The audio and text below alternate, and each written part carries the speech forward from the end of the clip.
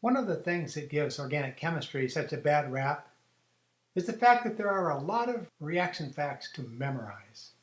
Regardless of your understanding of the principles, concepts, and theories, there still are simply a lot of reaction facts.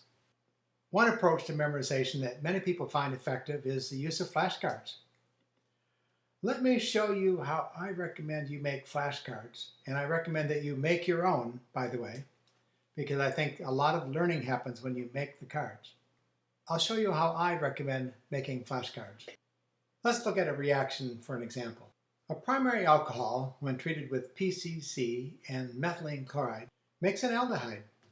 This is simply a fact that you must memorize.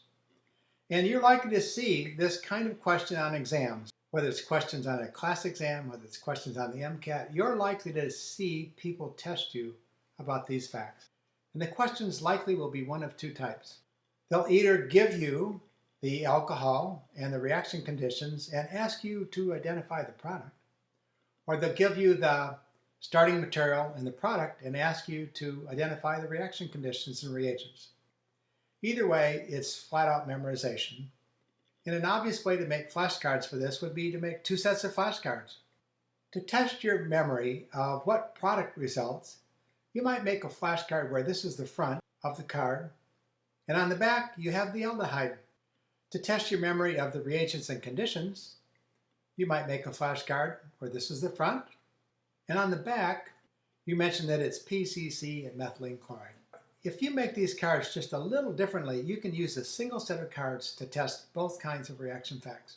To test yourself about products and to test yourself about reagents and conditions. Take a look.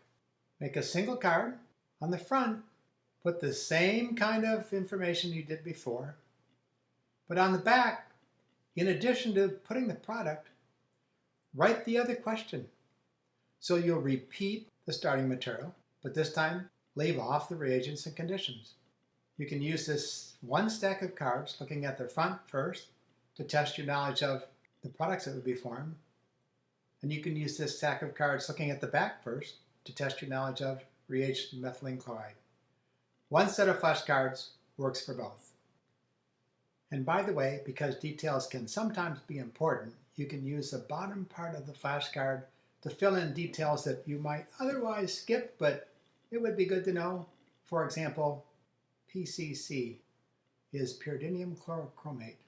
So there you have it, an efficient way to make flashcards where one stack works for both types of learning.